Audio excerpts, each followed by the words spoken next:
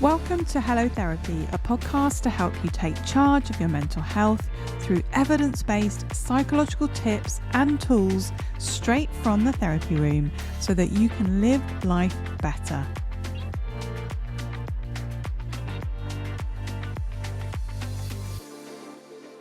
Do you ever find yourself struggling to express your true preferences and needs and feel overwhelmed by the need to please others? In this episode, we're diving deep into the world of people pleasing with Elsie Owen, a psychotherapist specializing in people pleasing and boundaries. Elsie offers online therapy, writes a monthly newsletter, and has a self-paced online course called Say Yes to You. In this episode, we discuss practical strategies to assert your needs, the roots of people-pleasing behaviour, and the impact it can have on your mental health. This episode is packed with valuable tips for anyone looking to reclaim their sense of self and navigate relationships more healthily. So let's dive in. So, Elsie, thank you so much for coming on to the Hello Therapy podcast. It's great to have you here. Thank you for having me. It's really exciting. Do you want to tell our listeners who you are and what you do, first of all? Yeah, I'm Elsie. I am a psychotherapist. I specialise in, I say people pleasing, but what I really mean by that is helping people to learn how to prioritise themselves, their needs, their wants, their desires, the things that they want to do in their lives. That often ends up being work around connecting to yourself and who you are and what you want. Oftentimes we don't actually even know what the answers to some of those questions are. And it often looks like working on your boundaries, how to communicate our limits, our needs, our wants to other people as well. So yeah, I do that through one-to-one therapy online. I'm based in Hertfordshire, and then I also have an online course. I'm on Instagram as the people pleasing therapist, and then there's a couple of other resources and bits and bobs that I put out as well. Okay. And we'll put all that in the show notes. So, yes, I wanted to get you on because I love your Instagram. It's just, there's so many useful bits of information. Can you tell our listeners, how can you tell if you're a people pleaser? What are the signs of being a people pleaser? So many. Yeah. But the most common thing I see coming through my door, as it were, is oftentimes a real difficulty saying the word no. Mm-hmm. This real discomfort with the idea of letting people down, not meeting their expectations, feeling this a degree of responsibility Yeah. for the kind of happiness and comfort of other people. And the thing that often my clients struggle with is kind of working out what's the difference between people pleasing and just being a kind, caring person. Yeah. And I've sort of distilled that down now into something around, is there a cost to you? Mm-hmm. So are you putting other people first at some kind of cost to yourself? And on top of that, when you're putting someone first, do you feel like it's a choice? Mm. Or do you feel like you're obligated and that the other option wouldn't be possible? Yeah. So when there's that kind of impact on us, and again, it's sometimes quite hard to even recognize that there is because we're so used to just putting other people first, we don't really realize. But also this idea of like, it feels like saying no to somebody asking you to do something wouldn't be possible. So therefore it's coming from a place of sort of obligation and not of choice. Yeah, and I see that a lot in my work. I see a lot of people who struggle with that and, as you say, don't even really realize that their whole focus is on the other. So whether that's a partner, friends, or whoever it is, their needs just don't have a space in their mind. Yeah, that Um, it's like it's not a consideration. And exactly. it's Yeah. quite tricky. I get through Instagram particularly, I often get messages from people that say, oh, until I followed your page, I didn't realize this is what I was doing. Yeah. It's oftentimes very out of our awareness and usually something we've been doing probably for most of our lives. Mm, I think we'll get into kind of where it comes from yeah. and what that's about. So it's often, yeah, outside of awareness. And that's part of the problem, Right. is that inherently the people pleasing sort of pattern of behavior, I think, is based on us not considering ourselves. Yeah. So therefore we don't realize we're not considering ourselves because it's not part of our consideration. Yeah. Yeah. And I'm interested in your thoughts on the mental health consequences of being a people pleaser. So, what is it that you've seen through your doors, as it were, in therapy? Any links between anxiety, for example, or have you seen any other sort of presentations? I I've come to think of people pleasing as a type of anxiety, Yeah. Yeah. really. It's quite rare that I meet somebody who has people pleasing tendencies and isn't also quite anxious, Hmm. particularly socially. Yeah. That thing around like, what do people think of me? Mm. Am I fitting in? Do I belong? Do I Yeah. matter? Hmm. That kind of stuff. So there's the anxiety. There's also often this real sense of not really knowing who you are. Mm. So often feeling really lost. Yeah. Like, is this the job I actually want to do? And if it's not, what on earth do I do? Yeah. You know, is this, do I want to get married? Or I often meet clients kind of in the sort of 20s, 30s, 40s bracket. And Hmm. there's often questions around like, do I want kids? Yeah. Is this the career that I want? Where do I want to live? Like all of these really big life questions that Hmm. often come to us, I think, around that age. It's like there's nothing there Yeah. when you ask yourself that. Like, what do I want? Well, I don't really know. Yeah. So people end up kind of just floating along, doing what maybe other people they Mhm. think other people want them to do, or what feels like most acceptable, or what feels like it will go down the best with others. So there's this oftentimes quite a sort of existential questions, I think, around Yeah. who you are.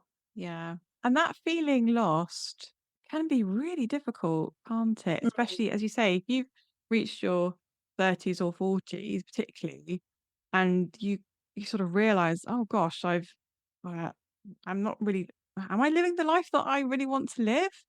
And I think certainly as you get older, you do feel that sense of time. Time is running out, or time is precious. I think your perception of time is very different in your 40s than it is to your 20s. So it can be really difficult, and it can trigger a bit of an existential crisis, I think, for some people. I don't know if you've seen this. And as you say, lots of questions, lots of anxiety, and sometimes low mood as well, and depression. Yeah, I've seen all of that. Like, Mm, yeah, I resonate in terms of yeah, what I experienced myself a little bit, my own life, but also with my clients. And it's overwhelming, isn't it? it To is. be in a place of not knowing what you want, and oftentimes not also knowing how to find out. Yeah. So a big part of the work that I tend to do with my clients is taking time to reconnect to yourself and to start asking some of those questions that maybe we've Mhm. never paused to ask before.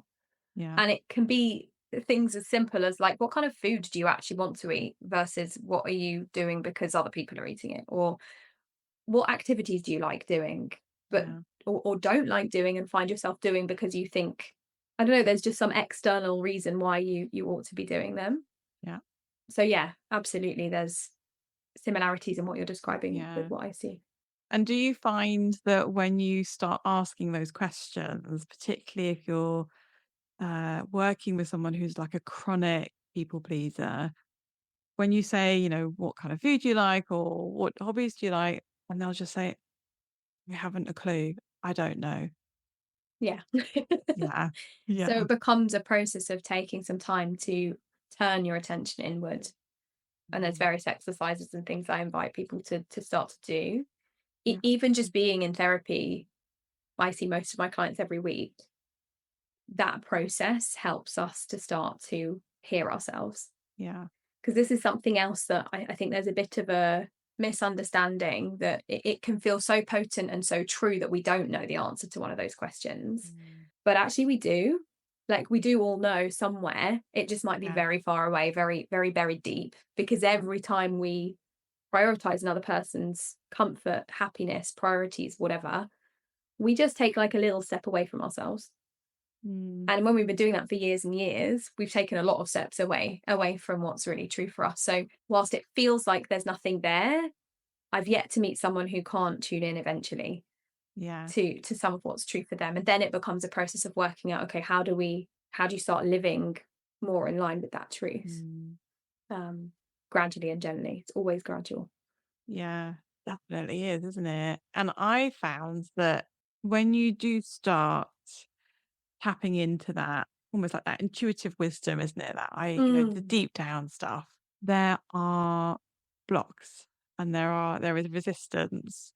Because I think for a lot of people, it can feel like, well, if I start, really looking at what I want or what I need, then that can feel really selfish. Like that word selfish comes up a lot in my yeah. sessions. This it's almost like a disproportionate connection Yeah. between like saying, "Oh yeah, actually I would prefer a cup of tea instead of coffee." Yeah. And the idea that you're becoming this really self-centered, rude, horrible Hmm. person. I often think about it like, imagine that, I don't know, being really, really selfish is the letter Z in the alphabet, and putting everybody first is the opposite. It's kind of the letter A. Taking these small steps towards expressing more of what we want can feel like a jump from A to Z, when in reality it's probably just A to B. Yeah. But because Love we've that. spent so long avoiding any possibility that we might seem at all selfish or we might seem at all rude to other people, Mm. it feels huge Yeah. to us. In reality, and this is what I find quite helpful actually in this work, is that oftentimes when we start making these changes, other people don't really notice. Mm. Yes, there are situations where if we have to set some big boundaries or to make some big changes in relationships, of course, there will be consequences and stuff to manage there around how it impacts people. But a lot of the time, the everyday changes that you're looking at creating kind of fly under the radar of most people, because there are other people in the world who do these things too. Yeah. People are Yeah. used to people saying no. People are used to people expressing a preference. People like it. I like it if my friends tell me what they want, Yeah. because then I know how to get closer to them and I know how to meet them where they are, and it Mhm. develops more of a connection. Yeah. But yeah, there's definitely that the fear of seeming selfish and unkind Mm. is huge. Mm. I think there can often be a sense that you are going against your values. So I talk a lot about values. I use acceptance commitment therapy in my work. So a lot of the time people will say, well, I want to be a kind person. And when you start doing this work and start really helping someone own their needs and their wants, they often say, well, yeah, but am I going against being a kind person or going against my values? Is that something that you hear sometimes? I do, yeah. And I think it's a bit of a space for experimentation, Hmm. really, when it comes to like working out, well, what are your values and what is important to you? And how can you honor your values and also honor yourself, Right.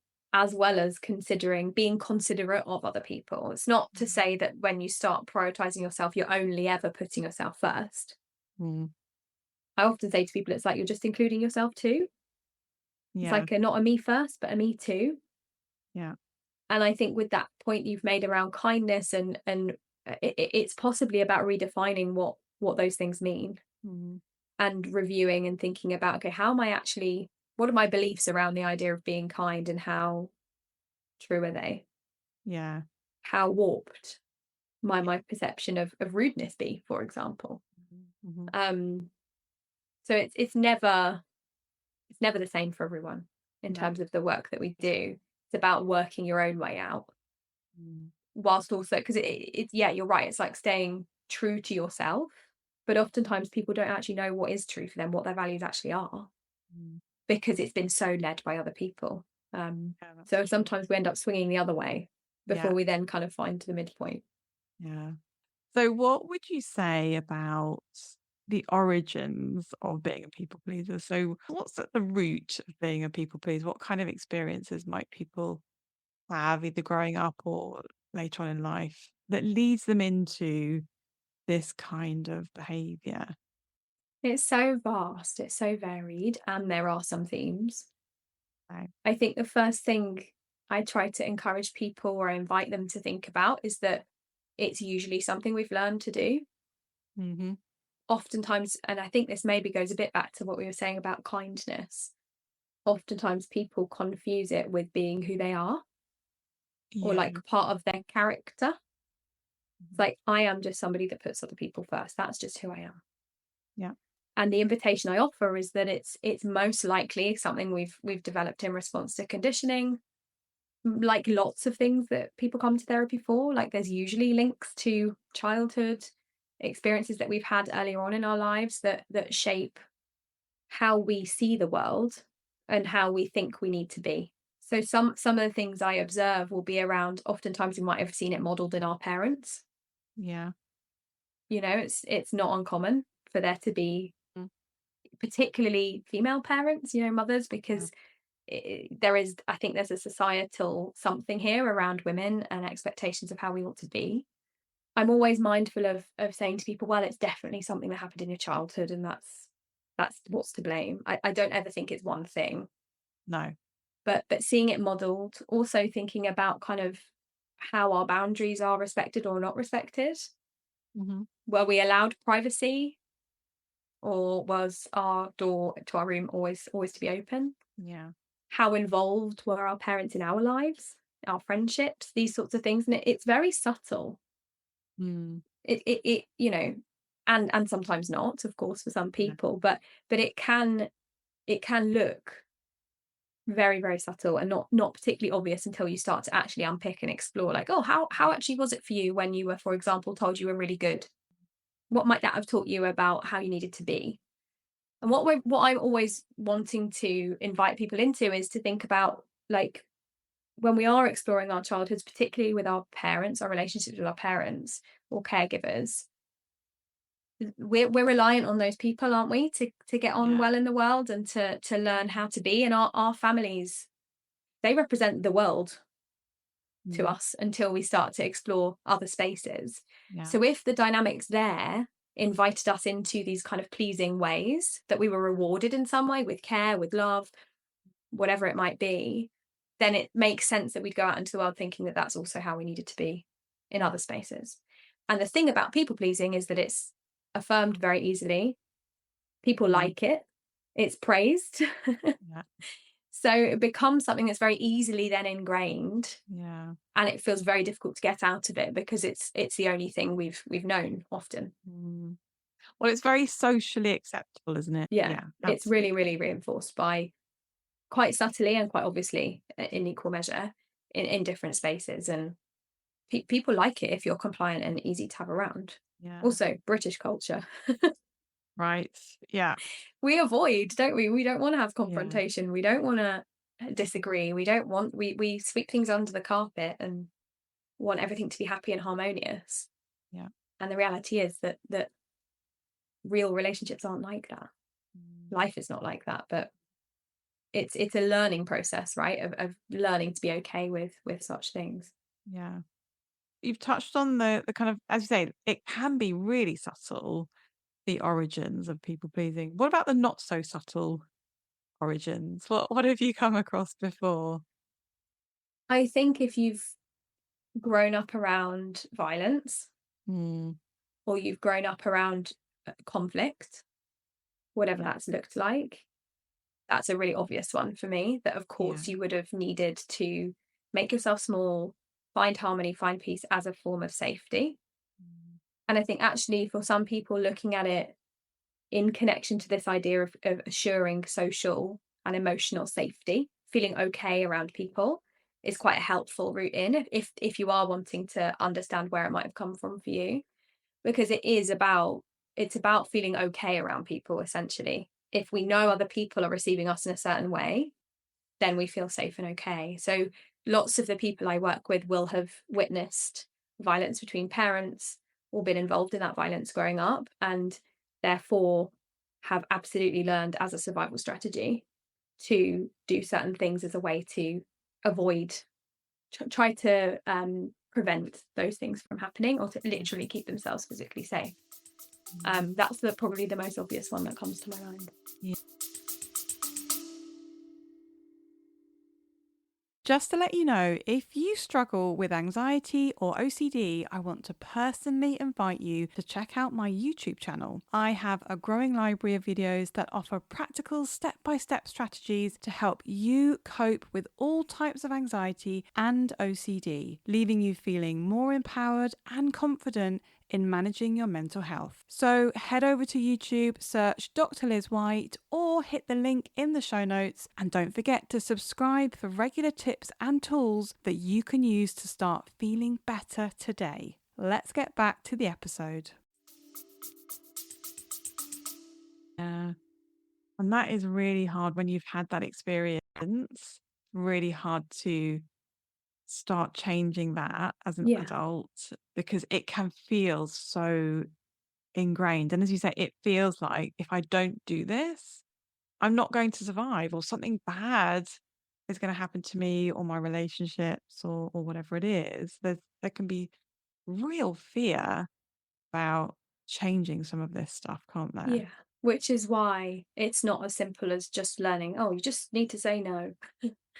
Yeah. It is like, yes, on a level, but it Mm, for most people, it's gonna represent a lot more than that. And whether it's the example that I just gave or really, I think we probably generally underestimate how this idea of social and emotional safety, feeling okay around people, how much of a part that plays in how we conduct ourselves in relationships. Because ultimately, like, we're social beings, we need to belong, we need to fit in, we need to matter. yeah.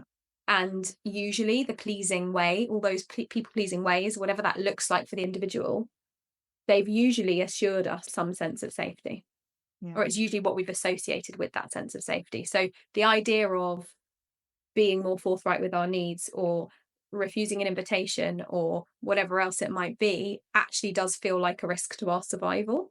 Yeah. Like, it feels like a risk to our safety. Mm, And it's important that we take that really seriously yeah. and learn how to regulate ourselves and soothe ourselves and teach ourselves that there are other ways that we can say no and still be accepted. Mm, We can still feel safe, even though we're asserting what we want. yeah. And that leads really nicely actually onto a really key question that I wanted to think about with you, which is someone listening to this who's recognizing some of these things. How can you stop being a people pleaser, or how can you reduce those people pleasing tendencies if you're recognizing that actually I'm not really getting my needs met, or I feel a bit lost in my life and I need to sort of figure that out. So where can someone start? I like what you said, like reduce as opposed to stop, because I often say to people, it's like starting to stop. How do Mm, you start to stop people pleasing? Because I think most of us will probably have pleasing tendencies within us, yeah. potentially forever. But it's Mm, about how we respond to those tendencies, right? And how much they yeah. guide our decision making. The thing that I always encourage people to do first is to find ways to tune back into themselves. Yeah. So instead of saying I'm going to stop pleasing others, it's like I'm going to start pleasing myself a little bit more. Hmm. So the emphasis is not on changing your behavior with other people, because that's usually far too uncomfortable and feels like Mm, jumping into the lion's den, yeah. like jumping straight in the deep end of the swimming pool when you don't know how to swim. What I believe it starts with is your relationship with yourself, and usually learning how to foster some kind of connection to you Hmm. that then builds self-esteem, and it builds a kind of foundation for then feeling worthy and deserving of the changes you might want to make with others. Yeah. Something I really love encouraging people to do is to start a note, like open a new note on your phone Mhm. and just write a likes list and a dislikes list. So maybe two notes or a little table, depends how fancy you want to get. And just carry the intention around with you, like just notice. Start to try to notice, oh, I really liked that. I liked it when that person did that thing. Or do you know what? I really didn't like it when I ate that thing for lunch that I didn't actually want, but Yeah. thought I should. Like, it can be literally anything. Mm, Being mindful of kind of, perfectionistic tendencies here to like get it right. yeah.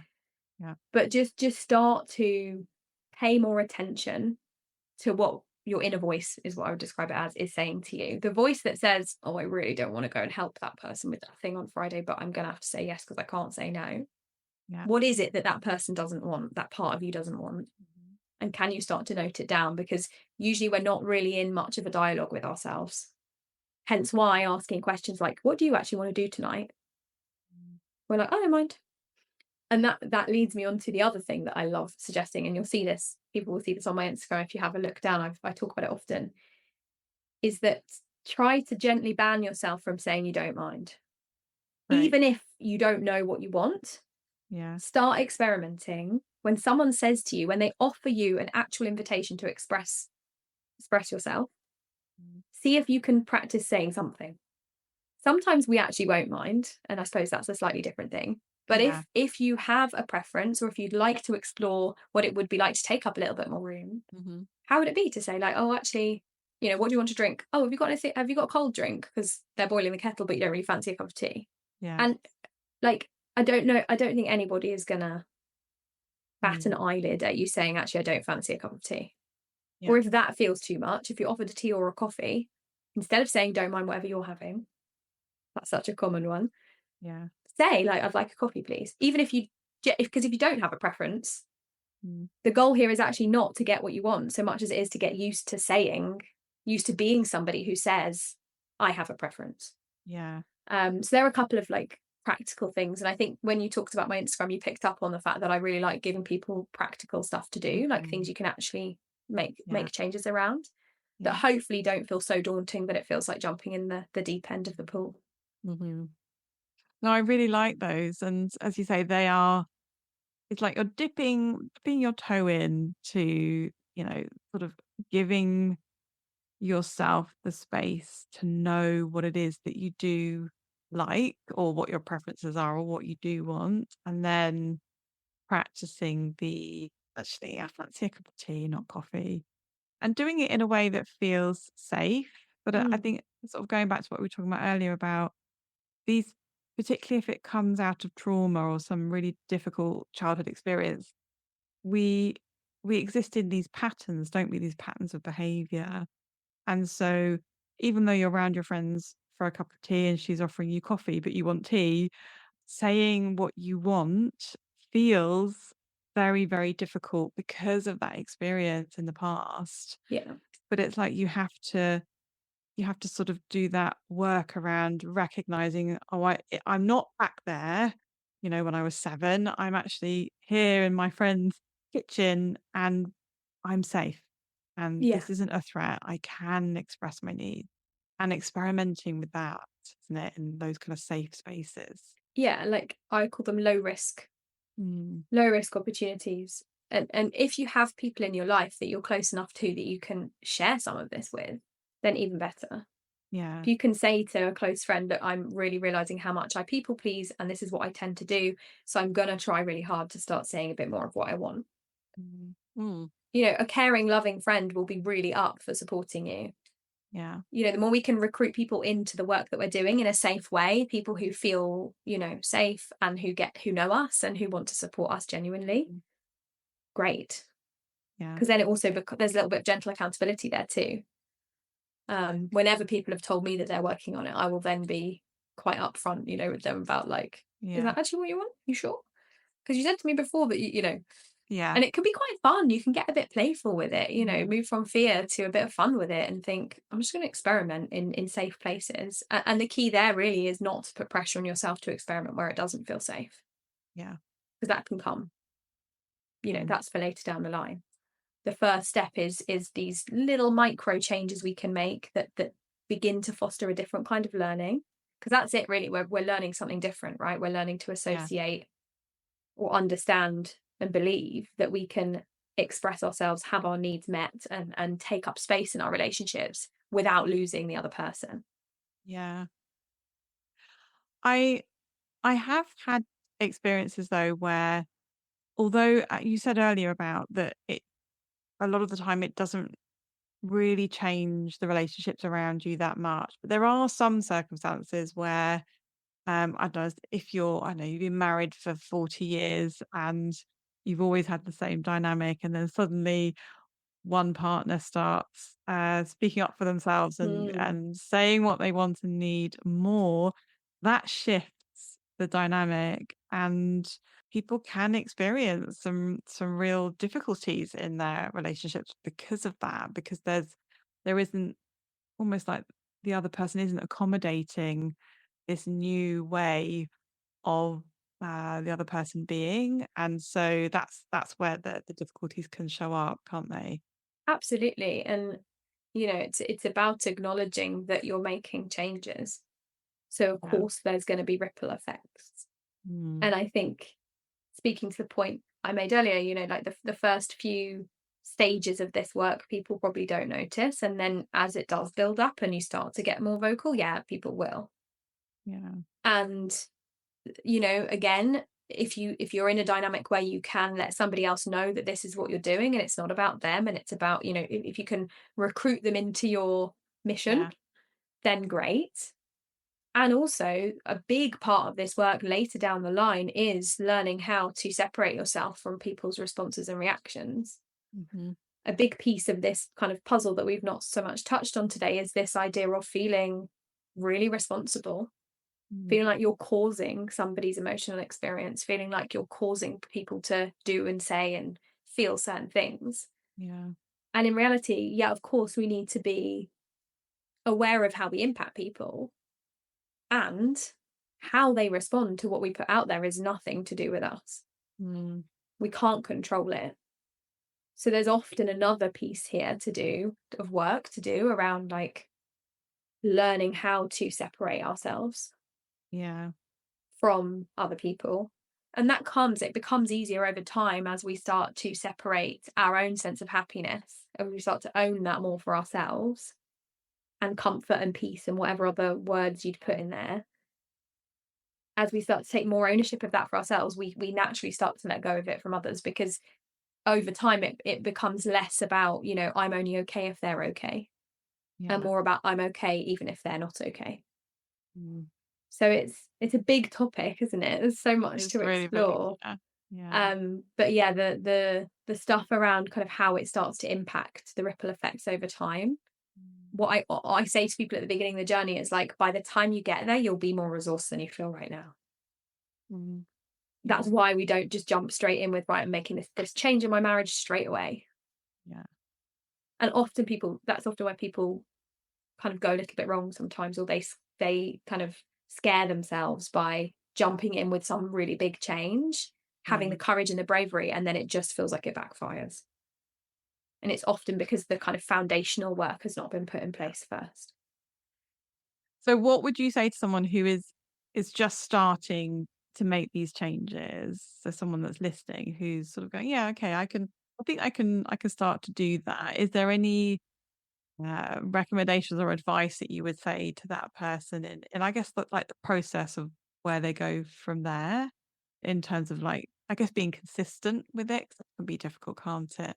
It can, yeah. There's a couple of things. One is to be really gentle with yourself. Mm. And to this the reason I invite people to think a little bit about, like, how does their people pleasing make sense, where did this come from, is as a way to develop some compassion for ourselves, because we can be really critical, and Yeah. nobody did anything positive from a place of criticism. It's not a helpful, place for change, is it? So Right. something around gentleness and taking some time to understand yourself and understand why this is happening and why it's something you think you need to do. Mhm.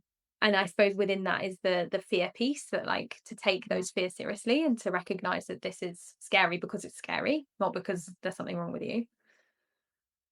The other thing around, which we've touched on, is around like small progress, small steps, Mhm. safe situations, low risk opportunities to just begin to, it's like, the snowball effect, right? It's like Yeah. little bits added over time create something much greater. Yeah. So don't underestimate the power of actually starting to say things like, yeah, I would like a coffee, please. Or, yeah, I'm cold. Would you shut the window? Yeah. No, I don't really want to drive today. Are you happy to drive? These sorts of little opportunities, which sound both tiny and huge in Mm. equal measure, right? Depending on where you're coming from. Yeah. Yeah. Um, and then the other thing is just that it's a journey, and it's Mm. great that you're beginning it. Yeah. It's, I've been doing this for a long time and I'm still coming up against my inner people pleaser a lot. And sometimes I do really well with managing it, and other times I fall straight back into those patterns again. Yeah. And if I'm critical of myself in that, it's not helpful. So it's about saying, this is hard, Mm. this is difficult, it's like this for a reason, and I'm working on it. Yeah. I could go on. I'm mindful. Yes, thank you so much, Elsie. That was a really great chat. And like with a lot of other guests that I've had on, I always say we've scratched the surface of Yeah. people pleasing here. But thank you so much for coming on. Oh, you're so welcome. Thanks for having me. I've really enjoyed it. Thank you for listening to this episode of Hello Therapy. If you found it helpful, don't forget to subscribe, follow, and review. You can get more well-being and mental health tips by joining our email list and visiting the resources section of our website at harleyclinical.co.uk. The Hello Therapy podcast and the information provided by me, Dr. Liz White, is solely intended for information and educational purposes and does not constitute personalised advice. Please do reach out to your GP or a mental health professional if you need support. Until next time, take care of yourself.